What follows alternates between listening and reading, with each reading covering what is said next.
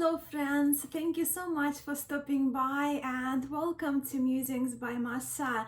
I am very excited to be filming this video today as I'm coming to share with you a very special historic tarot deck that I've been waiting to get my hands on for over a year, maybe even closer to 2 years now, and now I'm so thrilled to own this special pack of cards which were restored by a person who I consider a true card master.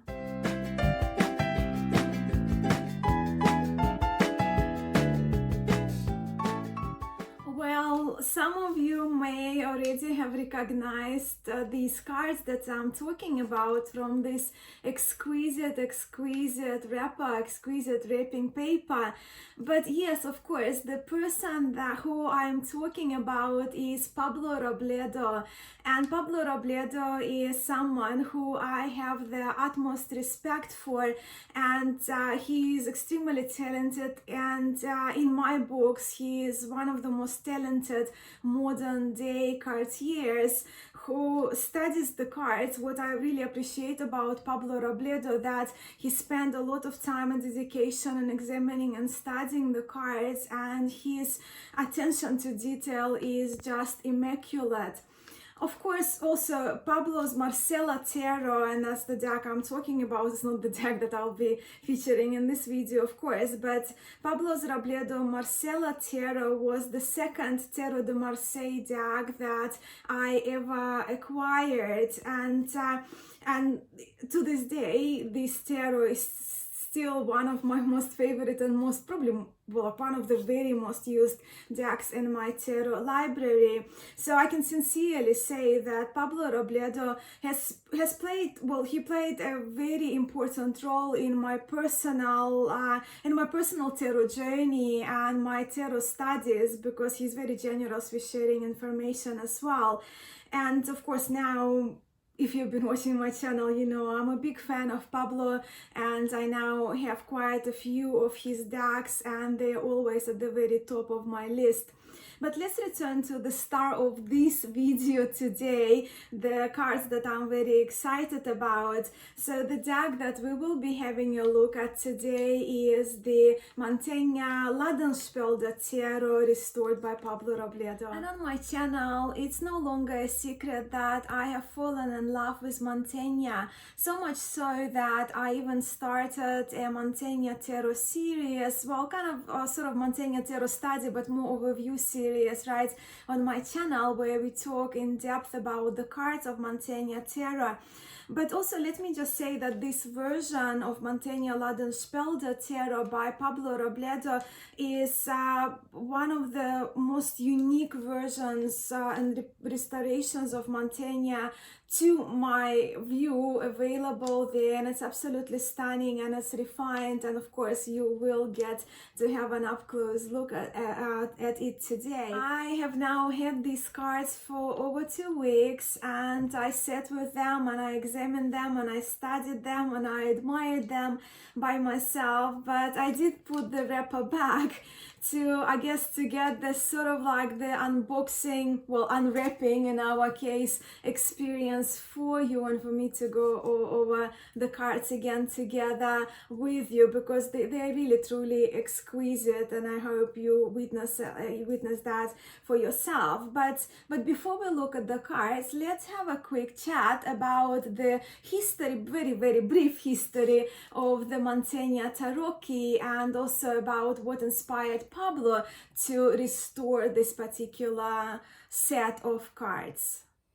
As you will see in a moment, Mantegna Tarot is very different in structure to tarot decks of 78 cards, which we are most familiar with today, because it consists of 50 cards, only 50 engravings, that is. But what we do know about the Mantegna tarot is that it's one of the earliest tarot-key decks of the 15th century, and to this day theories about the true origin of this deck are still kind of non-conclusive when it comes to the opinions of different scholars. But also what we know is that towards the end of 15th century, a large number of copies of Mantegna tarot were available and were in circulation. The Mantegna tarot is generally classified by two types, which were originally in print, and those two types are Series E and Series S. This deck belongs to Series E, of which numerous copies, numerous variants were available and are still kept in the world's museums, where when it comes to Series S, from my knowledge, there are only two copies available, and because of the original strokes being so very delicate in Series S type, the quality of printing of those decks was very poor at the time. So Pablo Robledo's Mantegna that I'm featuring here in this video is based on the set of 50 engravings by German artist Johann Ladenspelder. He was a German engraver, and this work of his dates 1540, and hence this particular version of tarot of Mantegna goes under the name Mantegna Ladenspelder Tarot-key.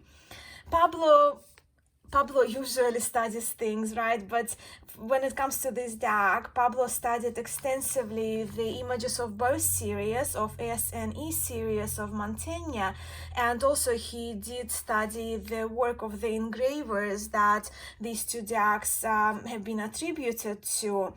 And when I asked Pablo about using this particular version, right? So the version of Johann Ladenspelder, using the Mantegna Ladenspelder version as his inspiration, as Pablo's inspiration, Pablo told me, I find the set recorded by Ladenspelder to be with a lot of character, a lot of personality, very well done, very strong, and saving certain details. And we will see that for ourselves in a moment.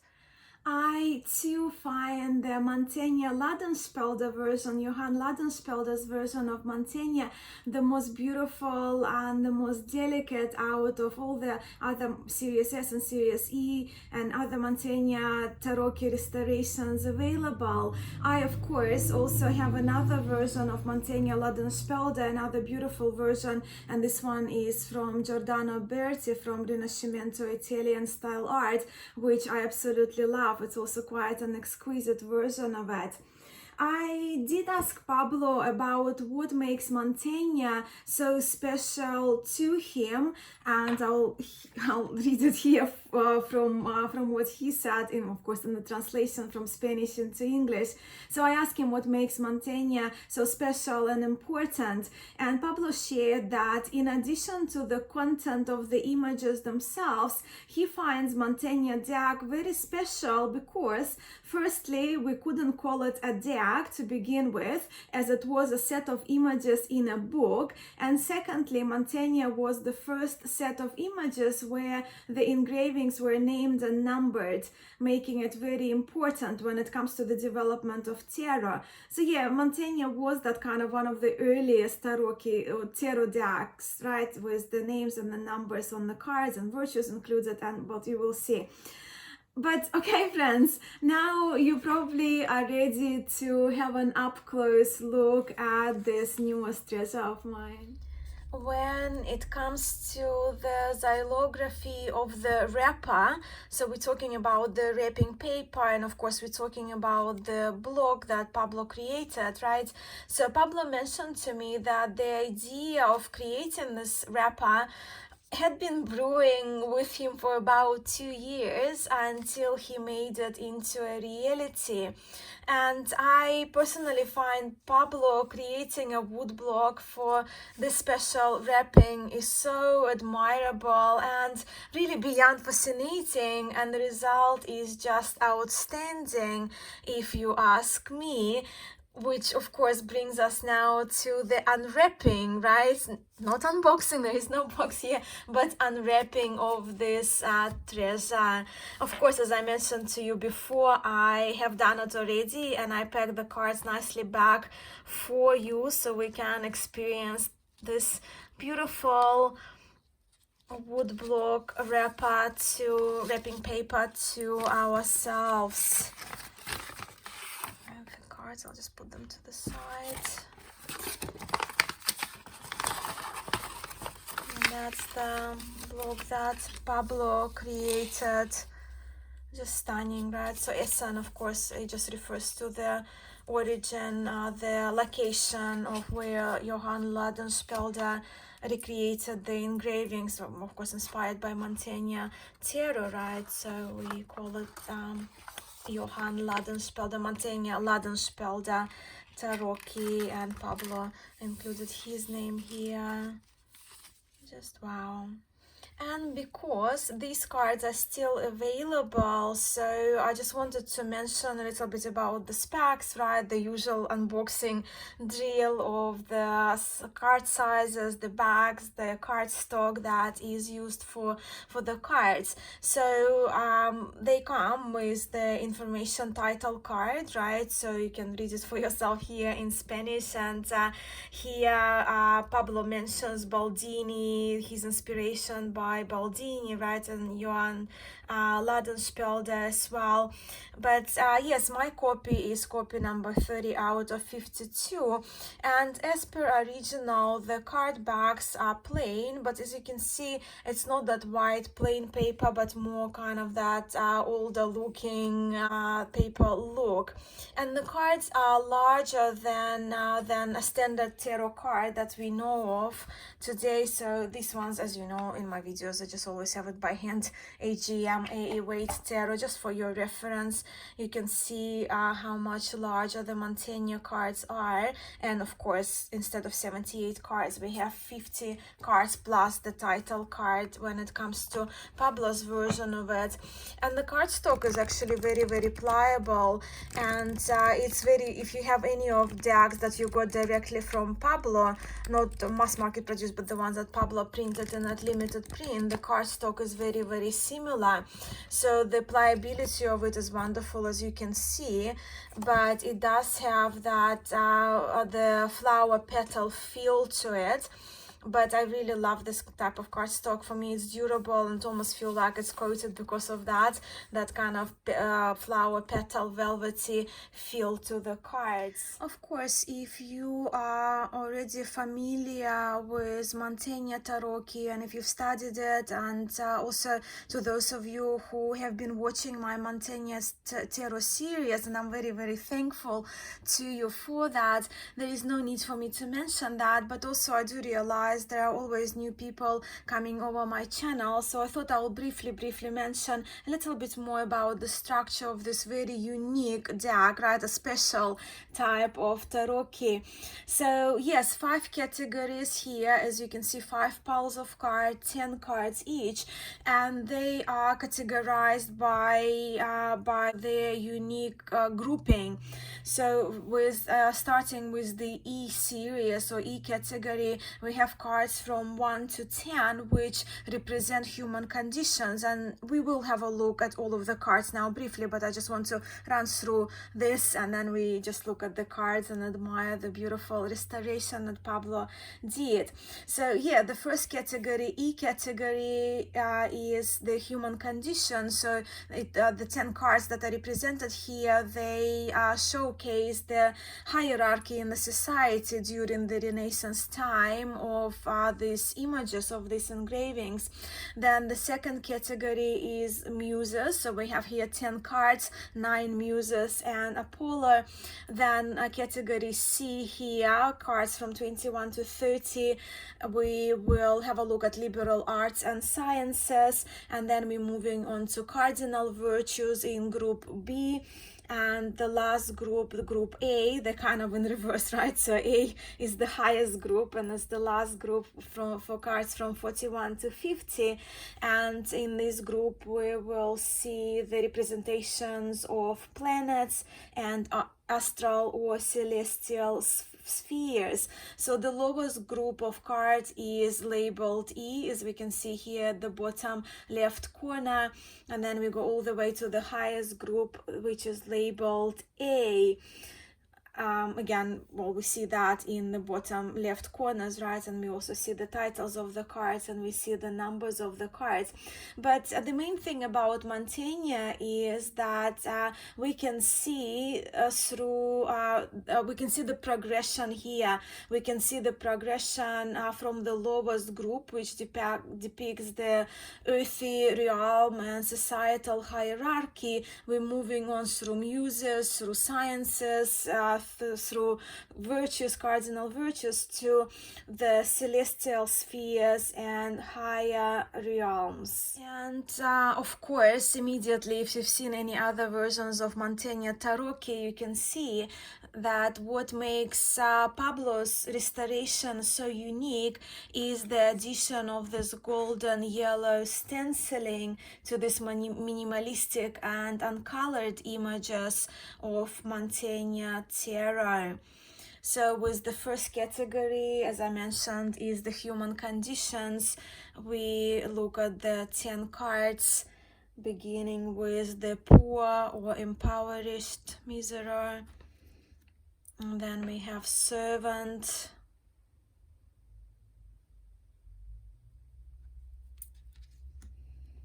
craftsman or the artisan,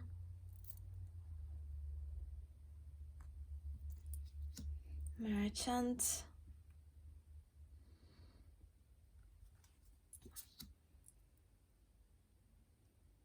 nobleman. I'm just giving you English titles because, as I mentioned, I do have the series. They're linked for you below, where we looked at this, especially the first two categories already in more detail. But then we have the knight,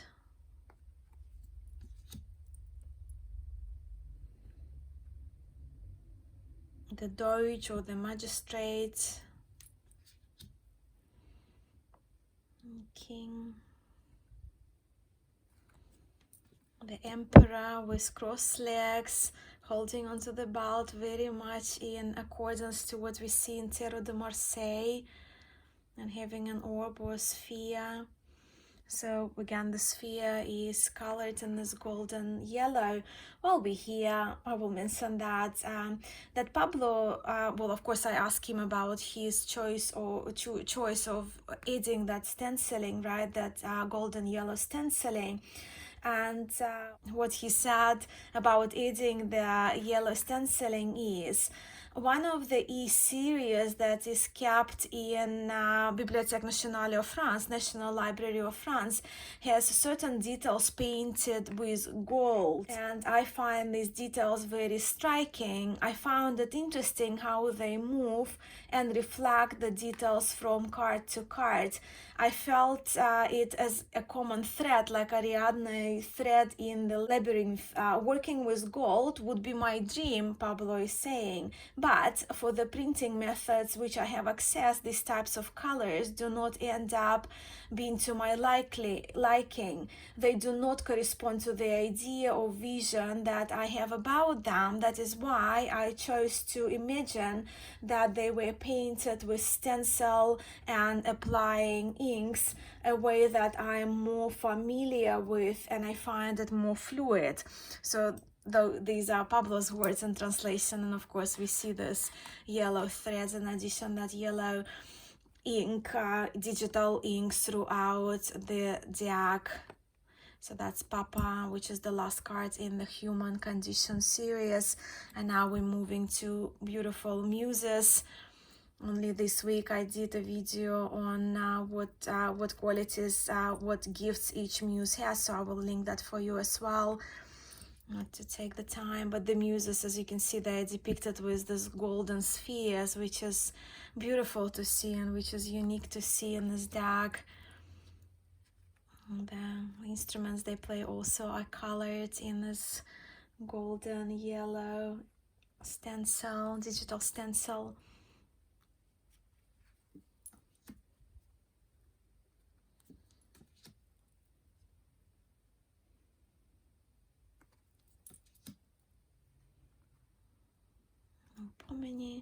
Of course, I don't need to pronounce the muses. The names are familiar and they're pretty much the same names as we use in English in most languages. And we have Apollo.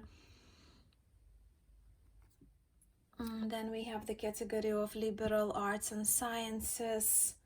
So again, very recognizable words, right? Grammar, logic, rhetoric,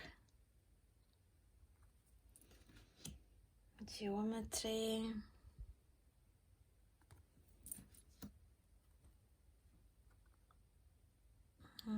arithmetics, music. She actually reminds me of the Hindu goddess Saraswati. I know, possibly completely not related, but she just reminds me of her with the swan. Poetry. So you can see the titles, the numbers of the cards are included. Philosophy, astrology. So uncolored sphere here, and theology. The next group is kind of related more to kind of cosmic principles, but also it does feature the cardinal virtues. But we begin with three geniuses here, right? The Iliacus, the genius of the sun. Cronus, the time, reference to the genius of time, the world or cosmos.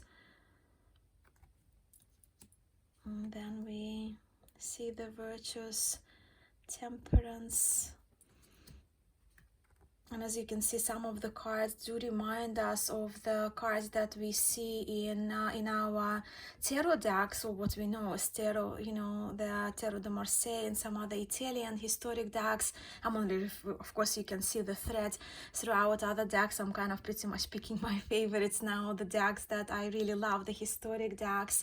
But I also do have a video on that, so I will link my Mantegna playlist for you, so I can just focus only on these particular cards. But look at just I think Pablo has done such a wonderful job, because the images, they're extremely delicate, and the addition of the yellow gold stenciling, it almost brings the images to almost feel alive, right? Stepping out of the cards.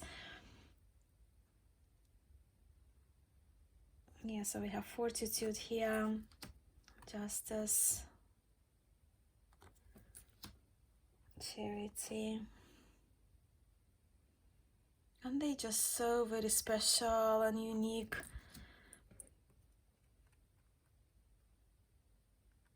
Hope,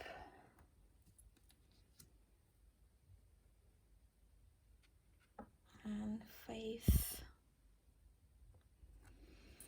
And our last category in Mantegna Tarot, of course, is represents the more celestial spheres, right?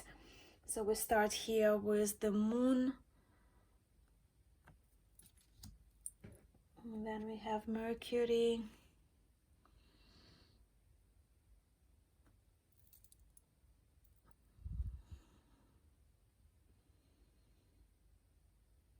I think Pablo is extremely talented, and I cannot say it enough, and I do not say it lightly, but there is a reason why Pablo's work is so very special, and Pablo's decks are the decks that I use mostly, and they are among my very, very top tarot decks that I have in my collection, but also the decks that I actually they're my main readers, right, in my tarot library. So yeah, of course it was Venus. I'm just admiring the cards. I have seen them before, but looking through the camera lens makes me appreciate them in sort of like in another light. But this is the sun, of course.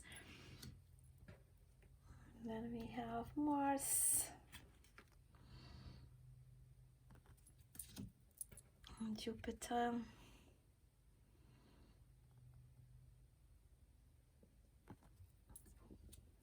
Saturn, Father of Time.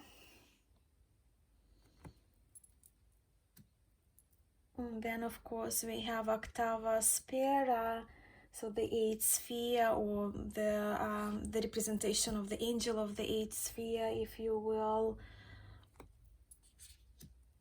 Primo Mobile. And the last card is Prima Causa. And with this absolutely stunning version, and I hope through the camera you can appreciate these cards at least partially as much as I am appreciating them, having them in my hands. But the restoration work on Mantegna Ladenspelder tarot done by Pablo Robledo was more for Pablo, was more of a study that was and the study that he did of the deck, the study was done with the intention for him to better understand the engravings, and also in order he wanted to understand those engravings in order to develop a way to almost to resemble, to replicate the paper textures through the digital medium, right, through his digital work, using also digital coloring or digital stenciling, digital ink, to create the effect that he wanted to create based on the original images that he studied. And this deck, Mantegna Ladenspelder, was more of a side project for Pablo, which coincided with his work on quite a few other decks. But I think it just, what came out of it is a very, very special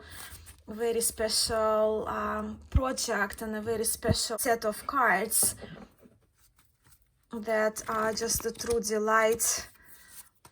And I think for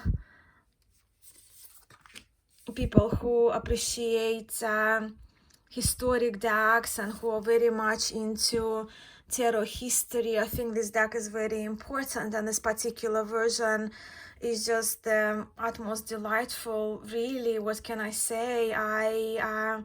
But you already know that, right? So I am in love with that. I really, really appreciate this version, and I'm so very grateful that I am able now to have these cards in my hands. And I just keep talking, right? Showing you the cards again. That's what card people do. But I do hope so much that that you have enjoyed this video, and me kind of again gushing over this particular deck, and also yet another time talking about how much I appreciate Mantegna Tarot, and being an absolute enthusiast and lover of Renaissance art. This is just kind of, it's, yeah, this deck is art for me, art with function.